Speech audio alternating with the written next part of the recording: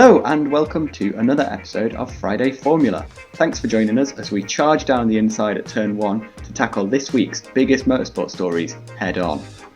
I'm Owen Bellwood and I'm joined once again by Will. How are you doing this week, Will? Not too bad. I'm not too bad. We're like 2 weeks away now from actually getting some racing and some. It made me realise how great it was to have racing back during lockdown. Like when we were in the midst of it and there was absolutely nothing happening, and then finally we got a race, because I think F1 was one of the first things to pick back up again. Yeah, it was like the first thing you had to look forward to. Yeah, and now we've had like 2 months without racing, and finally there's actually something just to watch, even if it is testing and there's nothing actually really to watch because you don't know what anything actually means. Which is why we're going to do our entire episode today about what testing meant and what we can glean from it.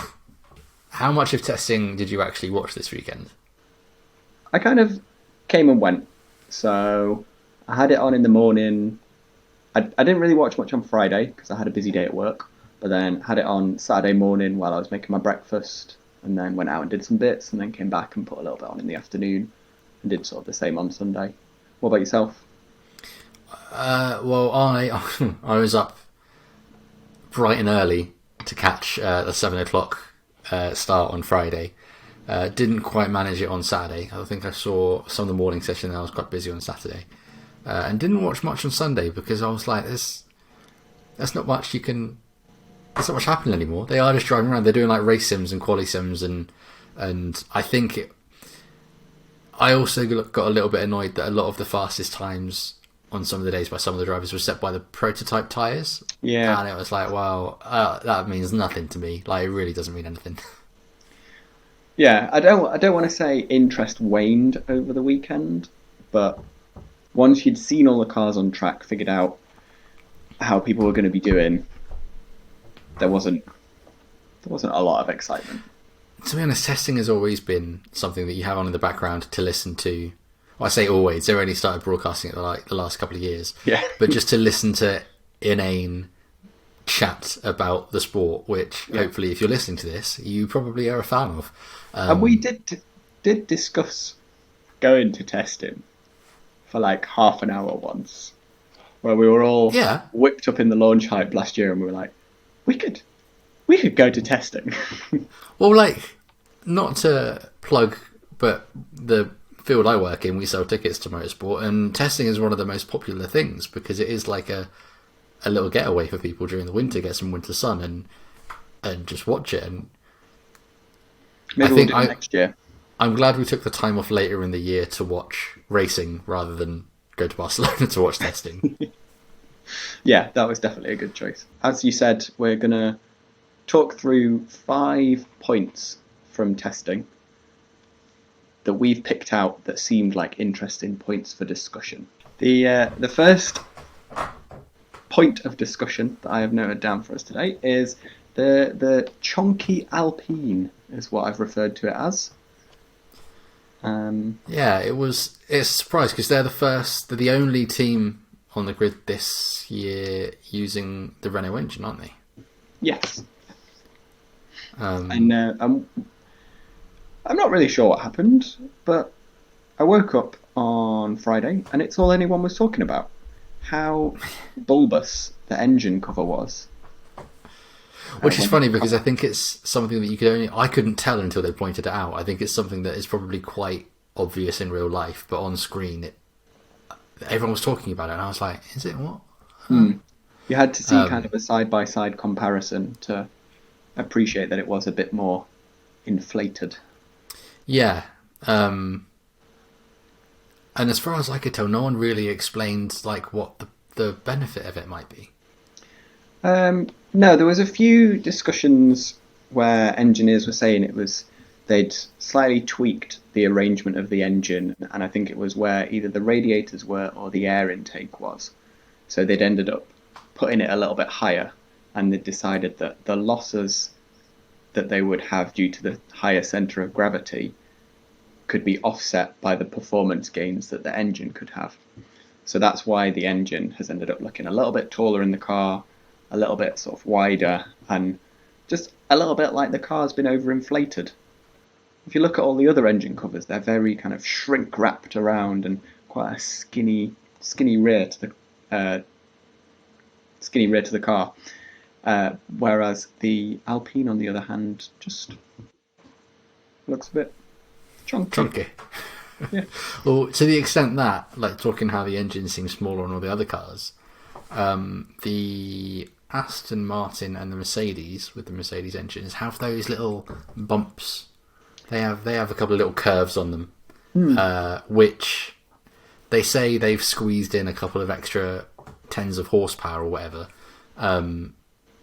Clearly not related to what Alpine are doing with their setup. No. But I know we're going to talk about it later. But interesting that McLaren don't have them. No, I know they appear to have just sort of glossed over them and left it all nice and smooth. I think that's to do with the rearrangement they've done with their gearbox and diffuser setup. I don't know, maybe. But also Williams didn't seem to have a bulge. No, but I couldn't tell if that was just because they had a obscure livery and it was kind of masking it with all the stripes. Maybe. Because it's quite on display in both the Mercedes and the Aston, because they're just black and green. Yeah. So you can see it all. Whereas That's true. stripes and different patterns could perhaps hide a bulge. But I think it goes... Yep. I just crossed my legs. No, that's not making it. Yes, it is. Not the I think audio, it goes. I think it goes to show that we're reaching the end of a regulation period, and everyone is just doing all they can to squeeze every bit out of their development. Like, they're almost running out of ideas. They're saying, right, because Alpine said that they were surprised no one else had done what they'd done. And it's because they're now trying to pick up performance from every little thing they can possibly change on the car, and I don't think it's going to make much of a difference having a big old air vent at the top. No, I mean they had a pretty good weekend. Fernando Alonso was setting some pretty tidy times, and Esteban Ocon was out putting in the miles. So I guess there's not a lot we can comment on the gains that they're bulbous. I need a different word other than bulbous.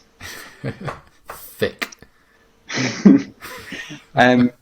We can't really comment on the gains that their thick engine will provide them this year, but the car looked excellent on track, I have to say.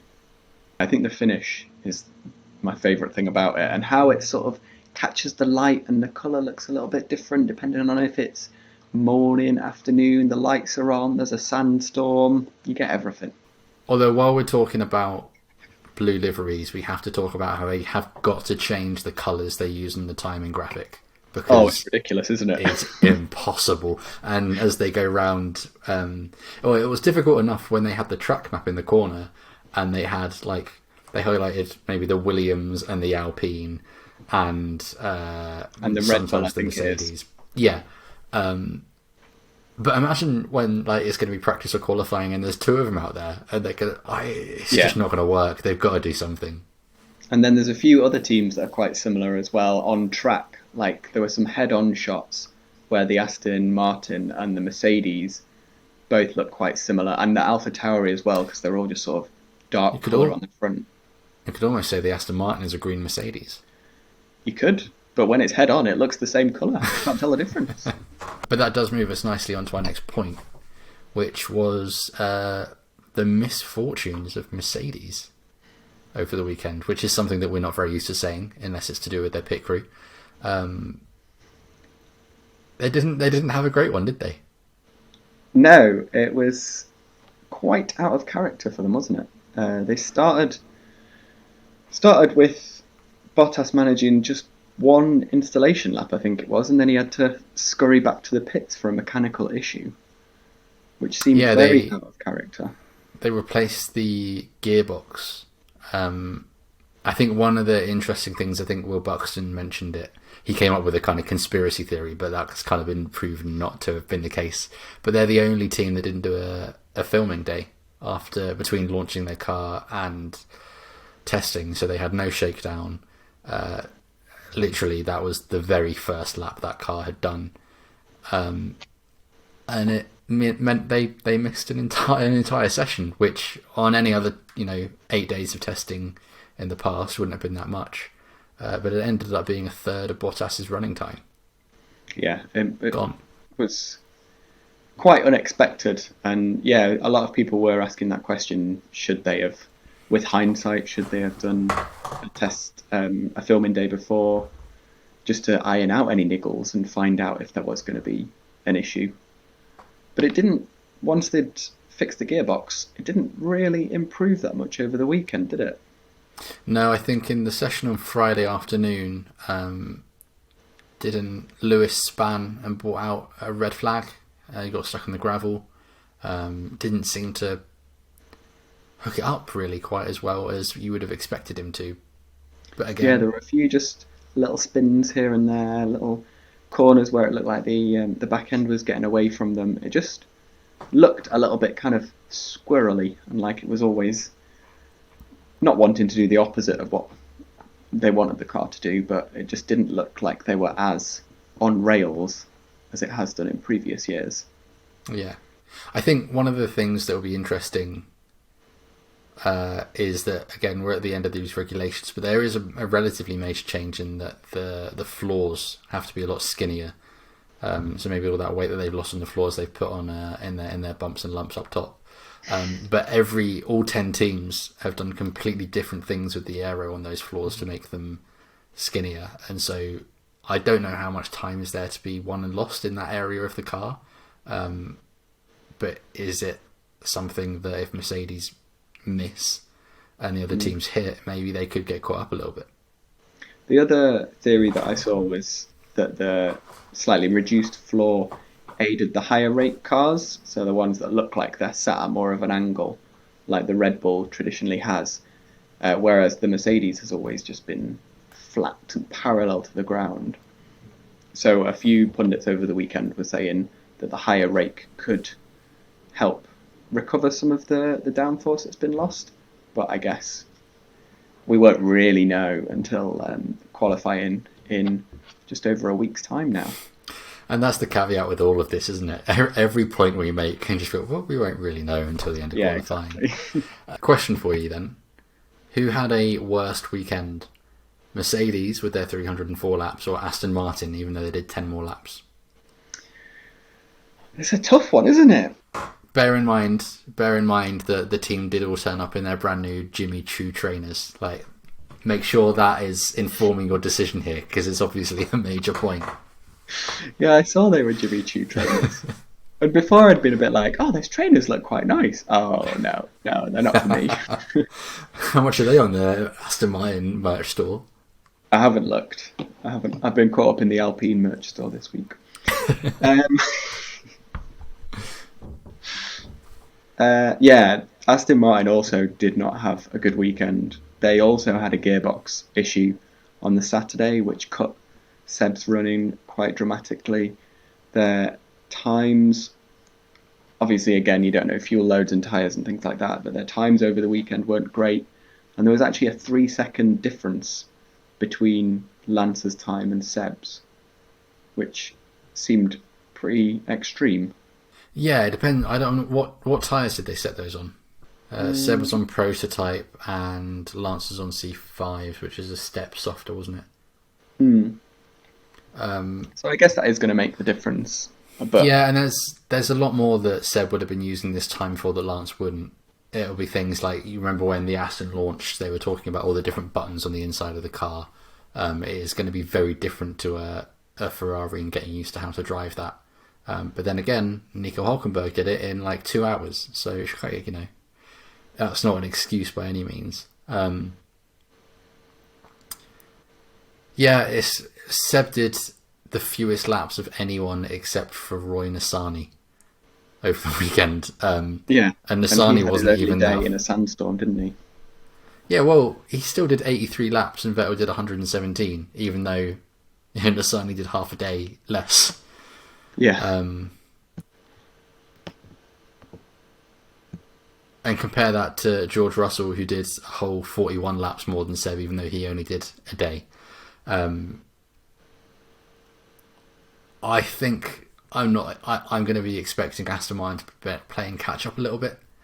I think they might have to use the first Bahrain race to collect some more data. In a way, it will be more of a kind of finding out where they are mission. They've probably not done as much to the car as it seems like Alpine have done, as it seems like McLaren have done. They've probably kind of just petered along. They're still in the 2019 Mercedes. So it just seemed polar opposite to where they were at testing last year.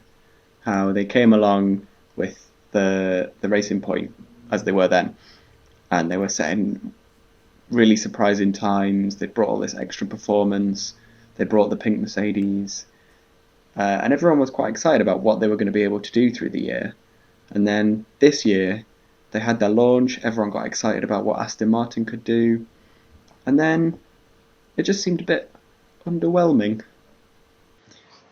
But if Aston Martin were the most hyped team ahead of testing, I reckon the second most hyped team would have been McLaren, who I'm now convinced are going to be Constructors' champion this year. They've got a better chance than they did last year. For sure. It looks good for them. Yeah, they seem to have a storming weekend. Given that they had the same engine that we were just kind of talking about with the Merc and the Aston Martin, they had it for the very first time and had to get used to it. It seemed to be all good.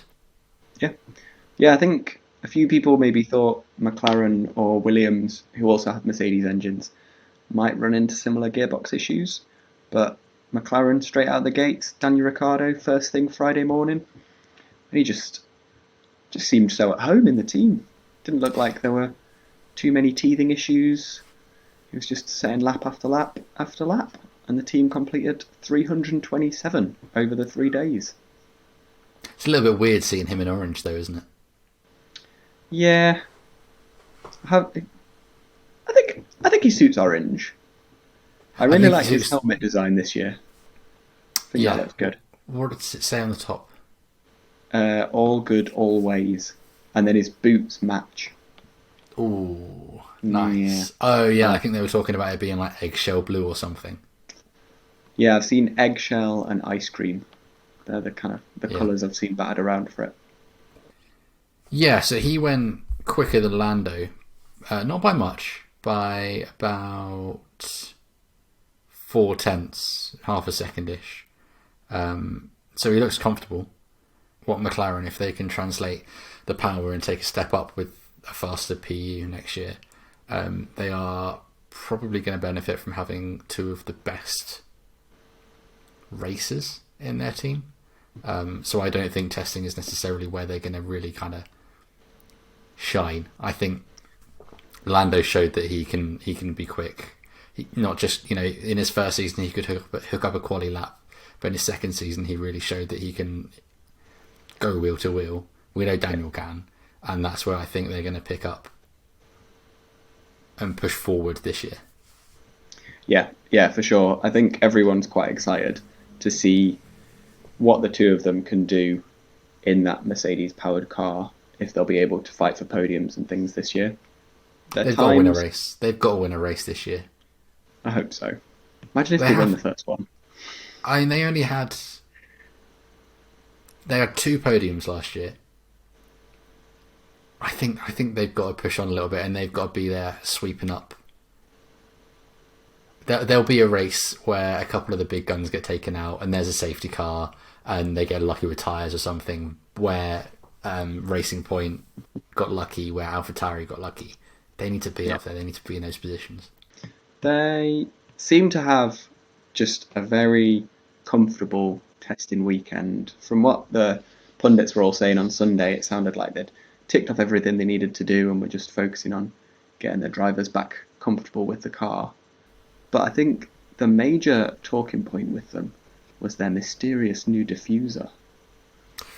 Yes. So the rules this year have changed to try and cut down downforce on the cars, as we mentioned before with the floors, but they've also cut the size of the rear diffuser down. And supposedly McLaren have found a loophole in this by altering the size of the fences on their gearbox casing. So it's like under the back of the car where the gearbox comes down. This is a very... I don't know how to draw it with my hands. Well, don't forget that this is also a podcast. Yeah, I'll just cut this bit out. So there's the gearbox falls sort of below the floor of the car, and then the diffuser rises out the back of it. But McLaren have extended these little fences off the back of the gearbox to try and extend the strake length on the diffuser. And the team have said that they've found this unique twist that they hope could add a bit more downforce at the back. And they were also surprised that other teams didn't take a similar approach. So it was quite interesting seeing everyone talking about this secretive little project. And also, did you see when McLaren did the filming day, they tweeted a picture of the car, but like coloured in black, where the barge boards and the rear of the floor was, so that you couldn't see it anyway. So they've clearly got a few sneaky little design flourishes on that car that they're hoping is going to be successful. And what's interesting this season is that we don't think the teams are going to use any more development tokens on the cars this season. They're going to defer them all, and they're not going to use them this season because they're going to put all of their kind of development efforts into next year's car. So kind of, hopefully, I think the exception to that is Haas. I don't think Haas have done like much development at all to the machine this year. But it means that kind of presumably what we see is what we get for the whole year.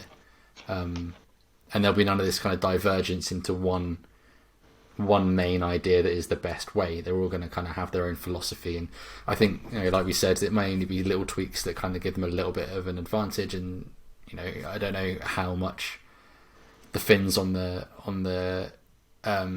floor is really going to change and translate into lap time. But a big idea like that from McLaren, if that is like, I think you messaged me, you're like, oh, it's like Brawn all over again, they're going to win. Innovative diffuser design, world champion. There's a direct correlation.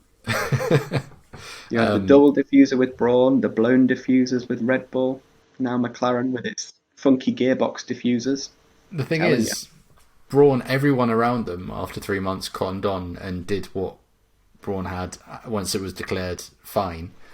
And then Brawn didn't dominate like they did the first 4 races. So you can't have that. So, what if McLaren don't get too excited, dominate the first few races because it's so fast, and then no one else can catch up with them?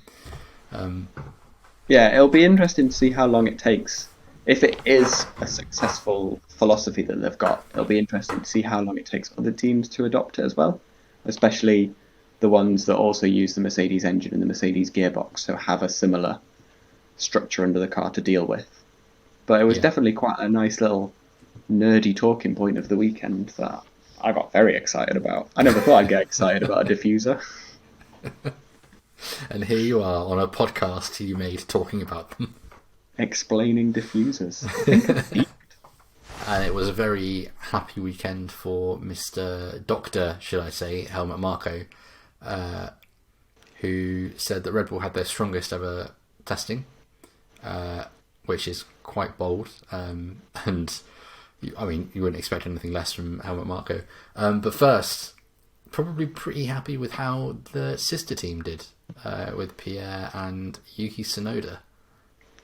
Yeah, AlphaTauri just seemed to come storming out the gates, and both drivers were just putting down lap after lap after lap, and the times were just slowly improving. They were both seemed to be really comfortable in the car, and Yuki Tsunoda, one of 3 rookies this year, ended up second fastest of the whole weekend with a 1:29.053 on C5 tyres. Now, and he was hot for a while. There has to be a caveat with this. Did you see the article about his use of DRS? No. So tell me all about his use of DRS. And I don't want this to ruin the Yuki Tsunoda hype train that you've got going, because I'm all aboard, right? I bought a ticket and it's one way. But because testing isn't an official F1 event, there aren't any DRS zones. So you can open DRS wherever you want. And he was opening his 150 metres early every time on all three. So he ended up, I think he was 3 kilometres an hour faster than Carlos Sainz in the speed trap because he had his flap open early. I'll send you the onboard lap so you can see. But on a track where there's 3 DRS zones, that could add up to quite a lot. That's going to make quite a big difference, yeah. Yeah, but not to take anything away from it, you watch that onboard lap as well, and you think, wow, this kid can really hook up a lap. Yeah, I think everyone was definitely getting excited to see the times fall in. Sort of every time he did a lap, it seemed to get quicker and quicker. Yeah. So that was definitely an exciting thing to see from a rookie in a junior team. On a similar but unrelated note, I saw an interesting stat that Ferrari have now had more Red Bull young drivers than Ferrari young drivers. Really? Yeah. Wow. Which seems a bit mad. That's awful. Although, Sergio Perez was a Ferrari young driver. Well, Ferrari. And They've done a swap. And now he's a Red Bull. Yes, that's their level on that, on aggregate there. Cancelled out now. But Perez moves us nicely onto the other side of Helmut Marko's brain. Red Bull smashed it. They had a really good weekend. Max broke the 128s. And this is the thing, like, they looked good but unremarkable. You know, it was just solid, good running, but there was nothing everyone was talking about. There wasn't something on the Red Bull that everyone was astonished by. It was just quick. Yeah. And it seems like, especially in a year where the regulations have stayed quite stable, a few other teams have made these big differences to try and to chase big gains. But if all Red Bull have done is just tighten the screws and just improved everything a little bit, that could be all they need, because they were consistently the second fastest team over a weekend. So if all they've done is made little improvements all over the car, that could take the fight to Mercedes, and finally, after 7 years, we'll get a decent fight. Well, but it is only testing, so that doesn't actually mean anything. Well, then connected to the kind of AlphaTauri and the Red Bull aspects, a big major part, if we think that neither of those cars have done anything spectacular, it's Honda, isn't it? If you didn't know by the look of their rear wing that they are now Hondas. I think that Honda logo on the rear wing just looks so at home. It does. I think it looked cool with the Aston Martin logo that Red Bull had the past couple of years, but it looks very slick. I like it.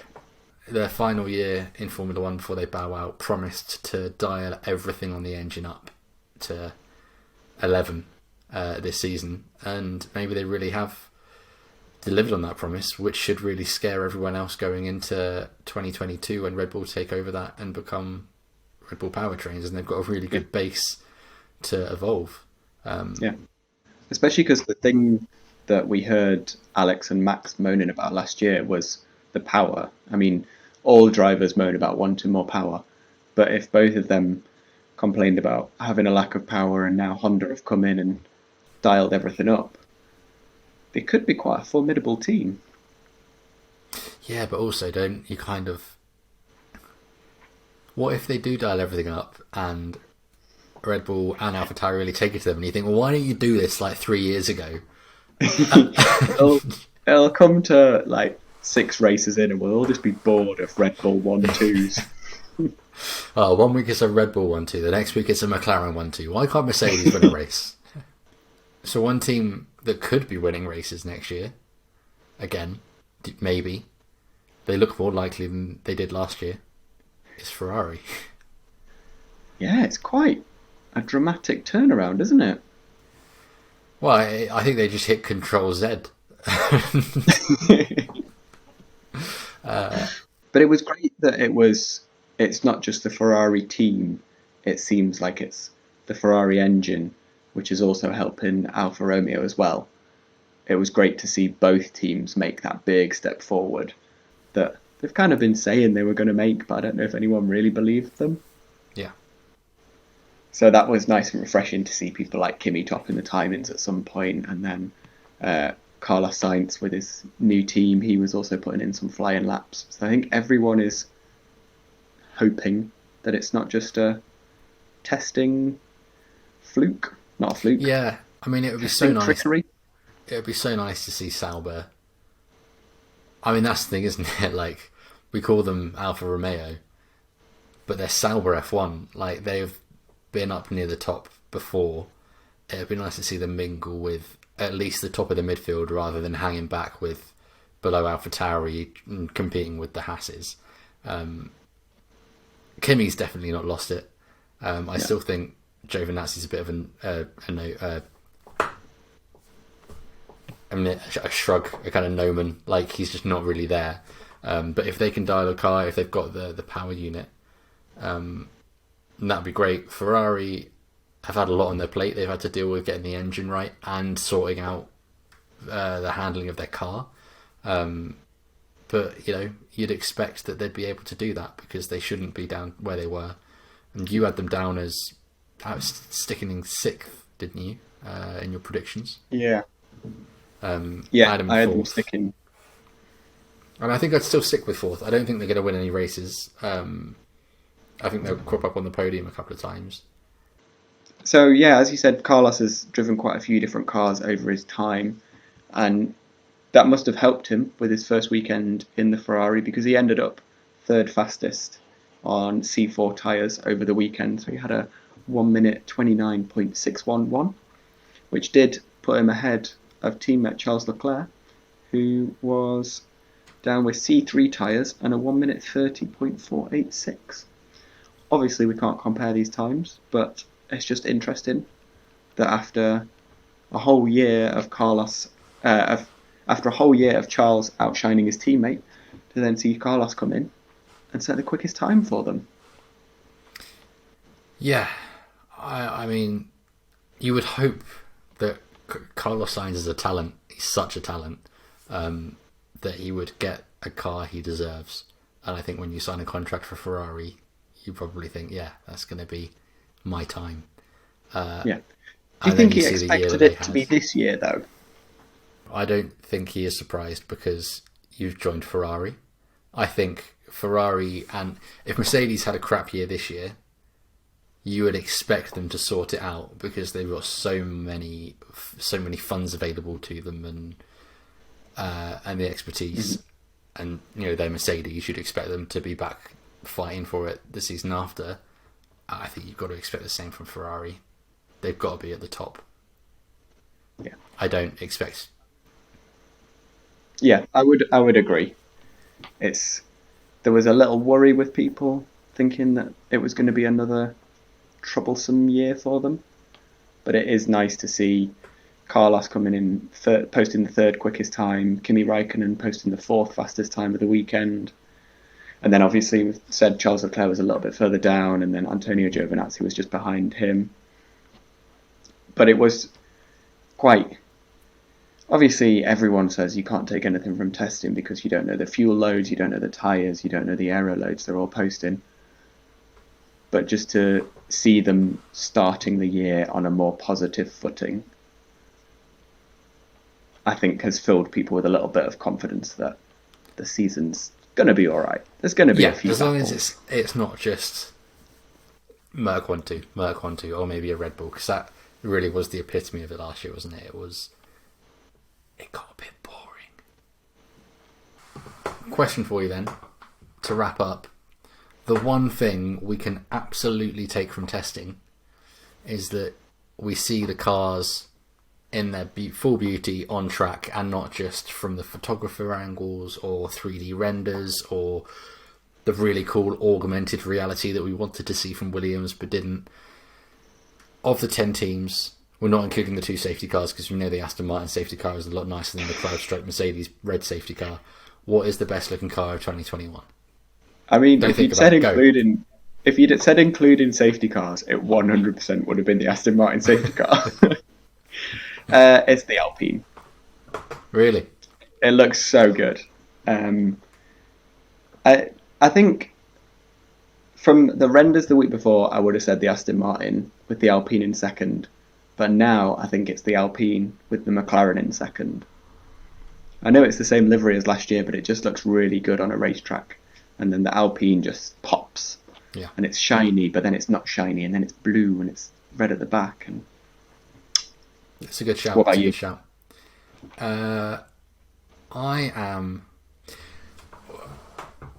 I want to go with the Haas because I know that there's everything about, whatever, but I think it's a really bold looking car. And I personally love having the really clean white halo. I think that's the thing that really sells it for me. I'm not saying the Haas. It's a very clean looking car though. The lines are really nice and sharp, and the way it flows from being sort of horizontal stripes on the back down to vertical stripes on the wing. It's a well designed car. And if it was a Russian-owned team, I think everyone would be saying it's a pretty iconic livery. But the fact that it's a little bit controversial with, its sponsors, whatever. The car I am going with is the AlphaTauri because, my God, those white rims are so sexy. They are so good. Is that it? Just the white rims? Oh, what do you mean, is that it? They're so nice. Yeah, I just think last year's looked better. I think there's too much blue on it this year. I agree, the white rims are excellent. I like the pinstripe that goes along it this year. And I also think that that AlphaTauri logo, we went from literally being really sad that the Toro Rosso wasn't on the grid anymore because that was a good looking car, to this. I think it's got that kind of iconic look to it. It's very, it's very bold. I like the way that the Haas has Haas in massive letters and not a sponsor. I like the way this year that Williams has the W on it. I like the Aston Martin having that on it. I like the A in the Alpine. But you don't get any of that from McLaren. You don't get any of that from Mercedes unless you like AMG. I actually did think the Mercedes looks better in real life than it did, but still not great. What the hell they were smoking at Maranello when they made that Ferrari, I will never know, but I want some because that is horrible. Yeah. And it looked like when the sun started to go down, it just looked brown. The green MW somehow caught the sun and looked just not nice. Thank you for watching our roundup of the Bahrain testing. Obviously, the caveat at the end of this is none of it really matters, but we're going to do it all again next year anyway. What does matter is what happens on the cars out on track in a week's time. Not long now, and we'll be sure to discuss who does look good, who doesn't look good, when Ferrari and Williams are out there fighting for the win. Let us know if you agreed with our choices down in the comments on whether the AlphaTauri and the Alpine were the best looking cars, because that is the only thing we can be sure of after testing. Give us a like, give us a subscribe, go and follow us on Twitter, and have a good week.